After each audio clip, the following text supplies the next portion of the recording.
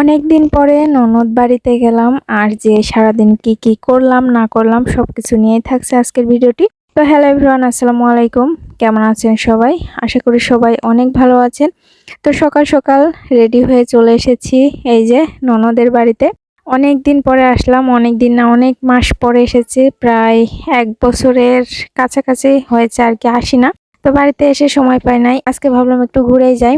তো চলে এসেছি, এসে এই যে ভেতরে ঢুকবো, আমি পেছন গেট দিয়ে ঢুকছি। তো ঢুকে একটু পরে এখানে বাইরে একটু ঘুরে ঘুরে দেখছিলাম। এখানে একটা আম গাছ ছিল, অনেকগুলো আম ধরেছে, সেগুলো একটু ভিডিও করলাম। আর এখানে জবা ফুলের গাছ ছিল, ফুলটা কিন্তু অনেক সুন্দর লাগছিল, যার কারণে একটু ভিডিও করে নিলাম। নিয়ে আপুর ছোট্ট বাগানটাতে একটু ঘুরে দেখবো। বাগানের ভেতরে কিন্তু ছোট্ট হলেও মোটামুটি অনেকগুলো গাছ, ফুলের গাছ ছিল, আম গাছ, বড়ই গাছ, তাল গাছ, ডাঁটা, তারপর শাক, তারপর অনেক কিছুই ছিল এখানে, পেঁপে গাছ সহ ছিল। তো আমি একটু ভেতরে যে আপনাদেরকে দেখাবো কি কি আছে। আর গ্রামের ভিউগুলো কিন্তু আসলে অনেক সুন্দর লাগে, দেখেন কি সুন্দর একটা পরিবেশ। ছোট্ট ছোট্ট গাছ হলেও কিন্তু পরিবেশটা অনেক সুন্দর, চারিদিকে সবুজ। আর যেহেতু অনেক দিন পরে এসেছিলাম, যার কারণে একটু ঘুরে ঘুরে দেখছিলাম। যখন এসেছিলাম এই গাছগুলো ছোট্ট ছোট্ট ছিল, এখন বেশ বড় বড় হয়ে গেছে। তো এখানে এই যে সবকিছু দেখাচ্ছে। আর পেঁপে গাছটা দেখেন কত বড়। এখানে একটা পেয়ারা গাছ ছিল ছোট্ট, কিন্তু অনেকগুলো পেয়ারা ধরেছে, সেটা একটু ভিডিও করে নিলাম। আর বাড়ির সঙ্গে কিন্তু রাস্তা, এই রাস্তা দিয়ে ভ্যান গাড়ি এগুলো চলাচল করে, একবারে পাকা রাস্তা, আমাদের মতো কাঁচা রাস্তা না। তো এখানে আবার আম পেড়ে এনেছি কয়েকটা, আমগুলো ভর্তা বানাবো। তো আমি খোসাটা ছাড়িয়ে নিয়েছি। আর আমগুলো কিন্তু এখনো কাঁচা অবস্থায় আছে, আর এই গাছের আম এখনো পাকে নাই। তো আমগুলো আমি কেটে নিয়েছি, খোসাটা ছাড়িয়ে সুন্দর করে ধুয়ে নিচ্ছি। আর এবছরে যেহেতু আম মাখা খুব একটা খাওয়া হয় নাই, ভাবলাম আজকে খেয়ে নিই। তো এখানে আমি গ্রেটার দিয়ে গ্রেট করে নিয়েছি আমগুলো। এখন কাঁচামরিচ কুচি দিয়ে দিয়েছি, আর লবণ দিলাম, আর দিয়েছি ধনিয়া গুঁড়া, জাস্ট এতটুকুই দিব, আর কিছু দিব না। আর যেহেতু আমটা প্রায় মানে একদম কাঁচা নাই, একটু পাকা পাকা ভাব, যার কারণে চিনিটা দেওয়া লাগবে না। এগুলো দিয়ে মেখে নিয়েছি। আর আম ভর্তাটা দেখে কার কার লোভ লাগছে সবাই একটু কমেন্ট করবে। আমি জানি এই পাকা আমের সময় এসে অনেকেরই কাঁচা আম মাখাটা খাওয়া দেখে আসলে লোভ লাগবে।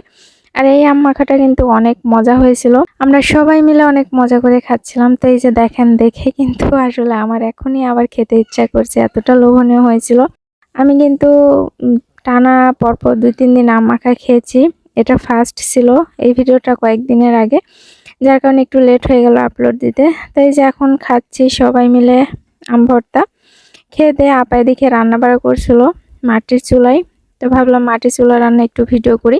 সবসময় তো নিজে বাড়িতে একা একা রান্না করে একা একা ভিডিও করি, ভিডিওটা ওরকমভাবে করা হয় না, শুধু রান্নার কড়াইটা বাদে। তো ভাবলাম আজকে একটু আপার ভিডিওগুলো শেয়ার করে দিই আপনাদের সঙ্গে রান্না বাড়ার। তো এখানে সব বাটা মশলা দিয়ে দিয়েছে, দিয়ে সুন্দর করে কষিয়ে নিয়েছে। নিয়ে মাংস রান্না করবে, মুরগির মাংস দিয়ে দিল, দিয়ে রান্নাটা করে নিচ্ছে। আর এই চুলাটা আপনাদের কাছে কেমন লাগে সবাই বলেন তো। গ্রামে কিন্তু বেশিরভাগ বাড়িতে এখন এই চুলাগুলো বানানো হচ্ছে বা বসানো হচ্ছে, এগুলো রান্না করাও অনেক মজা, দেখতেও বেশ সুন্দর। তো এই চুলাটা নতুন বসানো হয়েছে, যার কারণে সাইডগুলাতে লেপা হয় নাই, মানে মাটি দিয়ে সুন্দর করে লেপা হয় নাই, এরকমই আছে। আর আমি এরকম ভাবে শেয়ার করলাম। তো পানি দিয়ে দিল, কষিয়ে নিয়ে রান্না বাড়া শেষ। এদিকে একটু খাওয়া দাওয়া করছিলাম, আপু কিন্তু ডালও রান্না করেছিল।